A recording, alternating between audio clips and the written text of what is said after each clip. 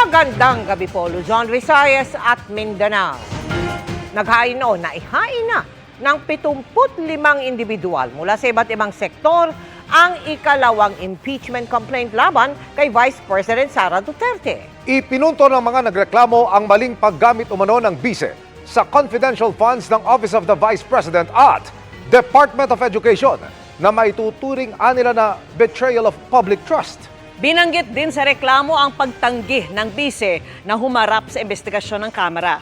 May hamon din sila sa Kongreso at nakatutok si Tina Pangambil Perez.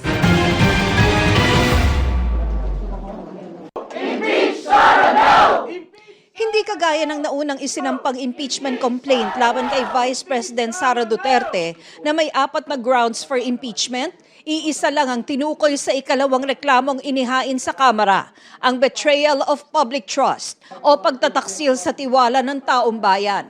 Ito ay dahil sa paglustay umano ng bise sa confidential funds ng kanyang tanggapan.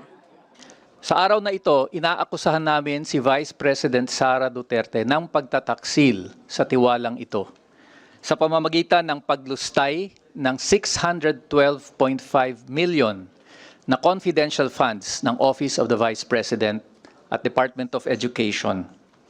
Ginamit niya ito sa mga maling bagay, sa maling paraan. Hindi lang yan. Nanguna rin si Vice President Duterte sa pag-cover up ng kanyang paglustay sa pamamagitan ng mga pekeng resibo, mga gawa-gawang acknowledgement receipts, mga maling dokumento na isinabmit niya sa Commission on Audit. Pwede naman kami magdagdag ng marami pa. Pero the betrayal of public trust, yun encompasses everything kasi merong tiwala ang publiko sa'yo, tinaksilan mo yun. And that is for us one of the highest, if not the highest, treachery ng isang public official. Formal nang inihahain ngayon dito sa Kamara ang pangalawang impeachment complaint laban kay Vice President Sara Duterte. 75 individual mula sa iba't ibang sektor ang tumatayong complainant. Inendorso ng ACT Teachers Party List, Kabataan Party List at Gabriela Women's Party ang reklamo. Binanggit din sa reklamo ang pagtanggi ni Vice President Duterte na humarap sa investigasyon ng Kamara tungkol sa paggamit ng confidential funds. Dapat managot si Vice President sa paglustay ng pondo ng Office of the Vice President at ng DepEd. Hindi dapat na binababoy ang proseso ng mekanismo ng accountability.